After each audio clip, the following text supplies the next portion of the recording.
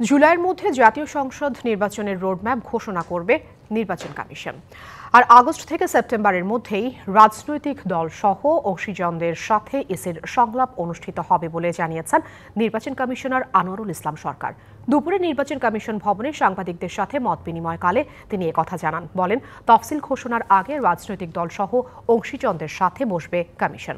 এই সময় তিনি আরও জানান, তফসিল ঘোষণার আগে যাদের বয়স 18 হবে তাদের ভোটের সুযোগ করে দিতে কাজ করছে কমিশন। বলেন, রাজনৈতিক দল নিবন্ধনের সময় বৃদ্ধির চিন্তা করছে না ইসি।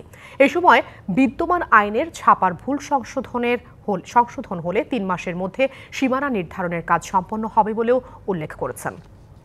সর্বোচ্চ চেষ্টা করবে যে শিডিউল ডিক্লারের আগ পর্যন্ত যাদের বয়স 18 হবে তাদেরকে যাতে আমরা ভোটার তালিকায় অন্তর্ভুক্ত করতে পারি এবং তারা যাতে ভোট দিতে পারে। মুদ্রিত যেই কর্মপরিকল্পনা, যেটি সাধারণত নির্বাচনের আগে নির্বাচন কমিশন পাবলিশ করে, সেটি জুন জুলাইয়ের দিকে আমরা হয়তোবা আশা করি যে আপনারা প্রিন্টেড কপি পেয়ে যাবেন।